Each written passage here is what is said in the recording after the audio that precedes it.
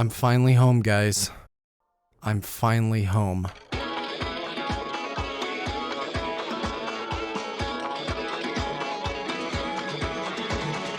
Made in Abyss is a special series to me for a lot of reasons, much of which I don't actually need to get into, but essentially it's how I got my start on YouTube, and now after many years of waiting, years of putting the manga on hold, years of listening to those godly Kevin Penkin soundtracks, the first episode of Season 2 is finally here, and I can say with complete confidence that it was pretty goddamn good, man.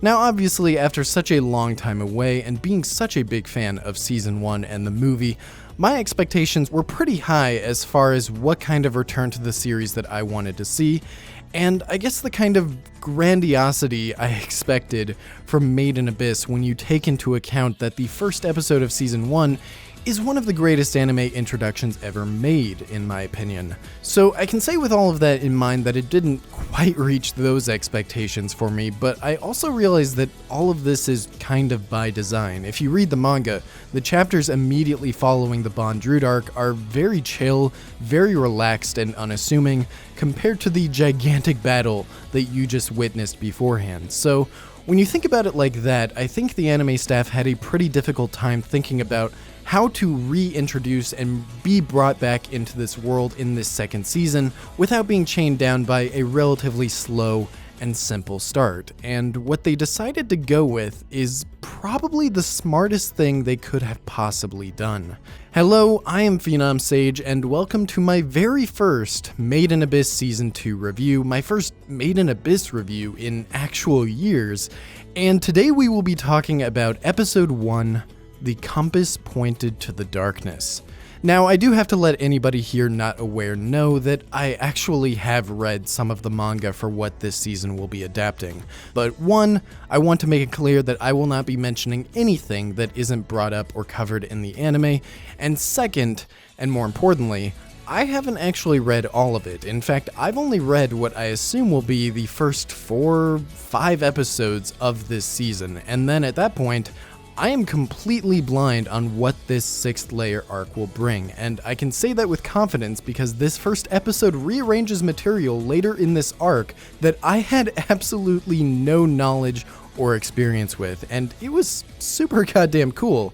And that's really what I want to focus on in this review, because I think it's really bold, interesting, engaging, some other adjective, to put your main characters on the sideline for your entire first episode back into this really popular franchise and open with characters that you've never seen or heard and slowly unravel what is going on and why they're showing you these things. It ironically gives you that sense of discovery and wonder that Made in Abyss is known for in a way that you wouldn't have been able to get if you just started out focusing on Riko and the gang in a more one-to-one way. Throughout this glimpse into this backstory that we get, we literally see the earlier days of the Abyss. We see foreign adventurers making their way here. We see not a city of Orth, but a tribe of ancient people. It's just so goddamn cool seeing the Abyss recontextualized in this way right off the bat and experiencing it through a new point of view. And speaking of that point of view, I want to mention some of the new characters. Now, we didn't get a whole lot as far as pivotal moments or deep characterization for any of them, but there's definitely still enough here to get a vibe for this crew of characters and what their deal is. First off, you have the captain. You have Wazu Kion, just this really chill, relaxed guy that kind of go with the flow sort of leader. After him, you have Belaf. I don't want to say that he's the uptight, smart one, but you can definitely tell he's the kind of character that takes things more seriously. He reads into intent and personalities more deeply than other people would, and you end up having a really deep conversation between him and the final character I want to mention, Vueko. This is the character that most of this episode is framed behind, and the one that I am personally most interested in as far as her characterization and her development goes. Early on in the episode, we learn that Vueko, and I assume Wazu Kion and Belaf as well, are all part of something known as the Three Sages. And what that entails, what that means as far as their role in this group that they have, I have no idea right now. But what I do know, what we know, is that Wazukian and Belaf are both part of the three sages because of either abilities that they have, techniques, talents, or the personalities that drive them. Wazukian apparently has some kind of future sight or premonition abilities that let him feel the future and the truth in ways that even he can't quite describe with words. Belaf is a little trickier because we don't learn about any otherworldly abilities that he has, but he does have the capability of speaking this native language of the Abyss, and he also clearly just has a way of viewing people that I think is part of why he's also in these three sages. So after seeing these two characters, it got me wondering, why is Vueko in these three sages as well? Why would she be asked to join them? And even she asks these questions herself in the episode to Belaf. And this is where those trademarked Made in Abyss theories start coming in, because I started thinking about what reason she could be here and what reason they could possibly explore in the future. And it made me wonder if the reason Vueko was chosen to become one of these three sages is because of her compassion and her humanity. Shortly after they leave the village, you can see that one of the banished natives ends up following them and hiding behind Vueko, and I don't think that something like that would have even happened if it weren't for Vueko being there, and as we find out shortly after, having that person there, having that banished native there, is extremely important to not dying in this place. I also think just this idea of compassion and humanity, Narihate wink wink, being explored in this sixth layer, in this abyss, could come up in more meaningful ways later down the line. Just some food for thought there, just something to consider, something that might be brought up later on. I do think that all of this Three Sages stuff and Vueko's compassion will end up becoming important in the grand scheme of this backstory, but I also wonder how long this backstory will actually go on, because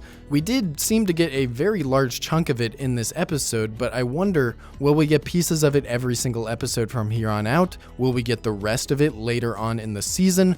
I have no idea. I've heard some interesting thoughts about this in the Discord server, discord.gg Phenom Sage, but I am very excited to be blind on this and not know what's going to happen. In general though, I'm just a big fan of how they've introduced Vueko's character into the story, and I especially like the way that they've almost began trying to mirror her to Riko and even Nanachi in some ways. That ambition and drive to want to escape to the abyss, and just like in Nanachi's case, get away from this very lonely and cruel environment. They even go so far as to give Vueko the Star Compass, which is also pretty interesting to me, and it makes me wonder, again, I've wondered this for basically the entire series at this point, but it makes me wonder if that Star Compass that Riko lost at the very beginning of the series will ever come back in some way. Is it even the same one? Are there just tons of Star Compasses out there? Does it even matter?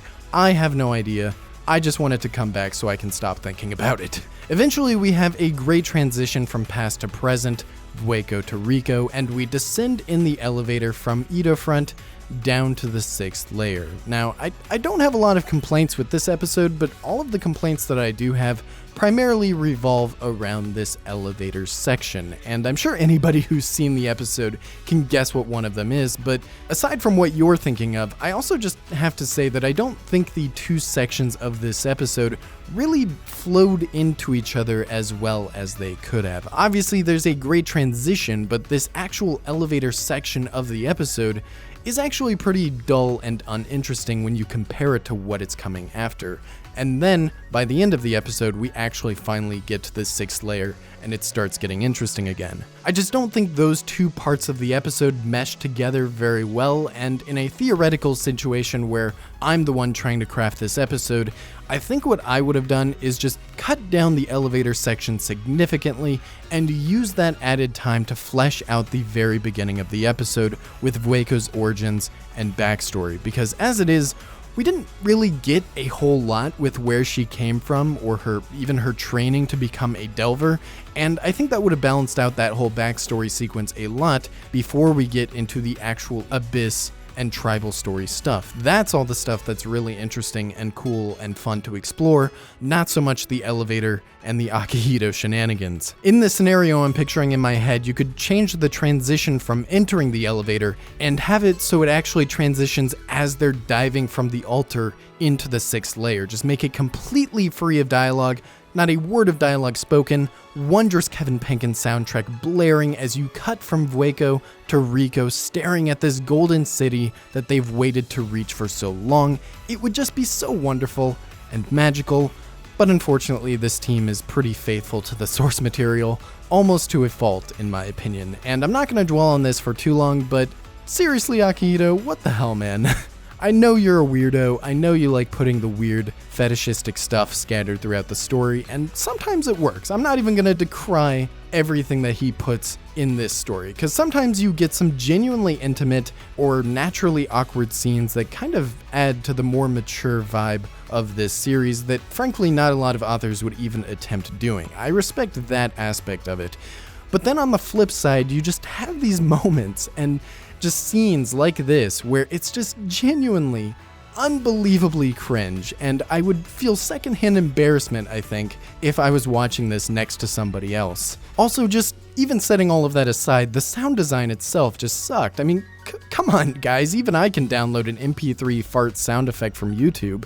Step up your game a little bit. Unfortunately, this won't be the last of the Akihito weirdness in this arc, but I'm really hoping they manage to tone it down better like they had in Season 1, or even the movie to some extent. Overall though, I would say that those complaints are minor in the face of what this episode gets right. I really think it's a great first episode back into Made in Abyss. One thing that I've always appreciated about this series, even back in Season 1 and the movie, is just the cinematic quality that it has by virtue of this setting and its story, and the way that this team, this anime team, really knows how to bring out those qualities in a way that makes it even more special. I mean, seeing that team of delvers make it ashore to the abyss with that great Kevin Penkin soundtrack playing in the background, the logo appearing on screen, it just really doesn't get much better than that, and I'm really excited to see them keep pushing those kinds of moments over the rest of this season.